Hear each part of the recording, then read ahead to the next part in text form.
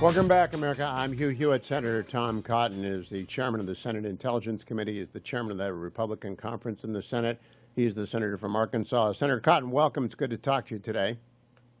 Thank you, Hugh. Good to be back on with you. I want to read to you President Trump posted about a minute ago on Truth Social. Iran has officially responded to our capital O obliteration of their nuclear facility with a very weak response, which we expected, and have very effectively countered. There have been 14 missiles fired, 13 were knocked down, and one was set free because it was headed in a non-threatening direction. I am pleased. He can be funny, Senator. I am pleased to report that no Americans were harmed and hardly any damage was done. More importantly, they've gotten it all out of their system, and there will be hopefully no further hate in caps. I want to thank Iran for giving us early notice, which made it possible for no lives to be lost, nobody to be injured. Perhaps Iran can now proceed to peace, capital P, and harmony, capital H, in the region, capital R, and I will enthusiastically encourage Israel to do the same. Thank you for your attention to this matter. Senator Cotton, anything to add? Well, Hugh, it seems that for the moment that the Ayatollahs are sufficiently cowed in fear of Donald Trump and Benjamin Netanyahu, as they should be. President Trump destroyed the vital nuclear facilities and capabilities in Iran. The Israeli Defense Forces are still in the process of destroying Iran's missile forces, their air defenses, the military leadership, and other sources of military power that threaten Israel and threaten our troops in the region. It seems that the Ayatollahs now understand that President Trump means business and that he's not bluffing. He wasn't bluffing for 10 years when he said that he would never allow Iran to have a nuclear weapon, which meant they can't have uranium enrichment capabilities in a deeply buried, fortified bunker. And he wasn't bluffing when he said if Iran retaliates and kills Americans, then he'll strike back much harder than he did on Saturday night.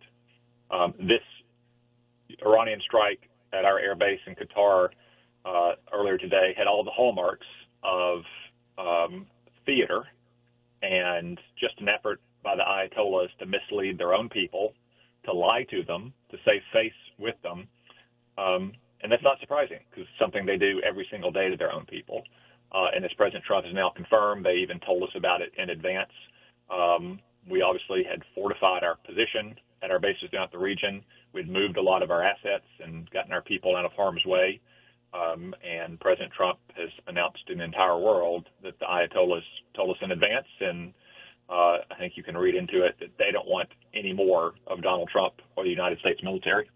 I think you're right. Now, Senator, there are a lot of people on X and the internet who just learned how to say Fordo this weekend, and they have lots of opinions. You've been an Iran hawk for all 12 years you've been in Congress and before that. Do you think Iran hawks are feeling righteously justified this weekend, or is the jury still out? Well, Hugh, I can tell you that I personally am simply greatly satisfied that Iran's nuclear program has been, if not totally destroyed, so severely damaged that it will not threaten the United States or the civilized world for many, many years to come. That's been the main threat from Iran for my time in the Senate, which is right when President Obama entered into the disastrous nuclear deal with Iran that didn't block their path to a nuclear weapon but paved the path. President Trump said the same view for that same time. The first conversation he and I ever had over the phone was about 10 years ago next month, and the first thing he did was thank me for my opposition to President Obama's nuclear deal. Now, he and I are both mindful that that's not the only threat from Iran. As we saw today, Iran has a lot of short-range missiles and rockets that can target our troops in the Middle East. Iran has a history of blowing up embassies and barracks and committing atrocious acts of terrorism. And the American people should know that that threat will continue, likely as long as the Ayatollahs remain in power. President Trump knows that, but he balanced the threat of terrorism or missile strikes against the threat of a nuclear Iran, and he rightly concluded that we had to eliminate Iran's nuclear capabilities. But whether it's today or tomorrow, next week, next month, next year, or 3 years from now, President Trump and his administration is going to be doing everything we can to protect Americans from the remaining threat to Iran, and I'm going to do everything I can to support them in that. Now, Senator Cotton, I've been trying to communicate to everyone I've talked to in the last 96 hours.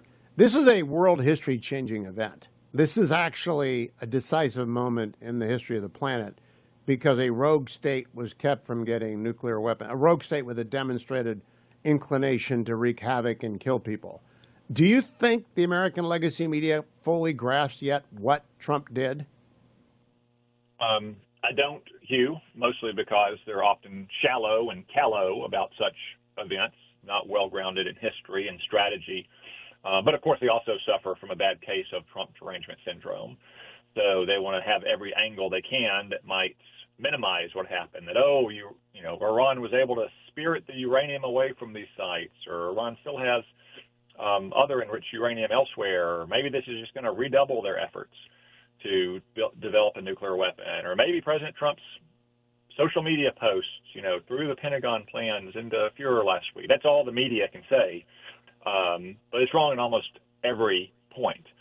The key point, which you raise, is that we have a rogue state, the world's worst state sponsor of terrorism, a nation that has terrorized the United States, Israel, the civilized world, and frankly its own people for 46 years, be proven to have a largely paper tiger defenses.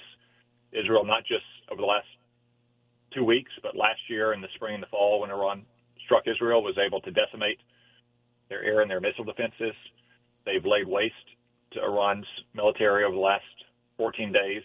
And our incredibly skillful and brave troopers were able to obliterate these deeply buried fortified bunkers, even though Iran knew it was possibly coming. I think, it's just a testament to the skill and bravery of our troops and the strength and steadfastness of President Trump's commitment that Iran never get a nuclear weapon. Now, Senator, on the weekend, you told John Carl, it's possible there are sleeper cells here. The border was wide open for 4 years, and I agree with you. Do you think Iran realizes, do they know that Donald Trump will react to an attack by Iranian agents on our homeland the same way as he would have attacked to a successful strike against American military personnel today? Do you think they have that message too? Hugh, I feel even more strongly about that at this hour Monday afternoon than I did Sunday morning. Not a commentary on Donald Trump's resolution, about which I have no doubt, but on the thought process of the Ayatollahs. The regime and its leaders has not always acted in a rational way, safe to say. In fact, they've even had suicidal tendencies at times in 46 years. But after today's strike, which was telegraphed in advance, intentionally targeted at a base where Iran probably knew they weren't going to harm any Americans, it suggests to me, as it does to you, that the Ayatollahs now understand that Donald Trump means business. He is not bluffing, and any Iranian terror attack anywhere in the world that harms Americans would likely be met with a devastating response. I agree, and Senator Cotton, I'm glad that you do too, because you're actually the chairman of the Senate Intelligence Committee, so you're in a position not to use anything that shouldn't be used, but to confirm an inclination I think a lot of serious people have. Senator Cotton, thank you for joining me. I'll be right back, America.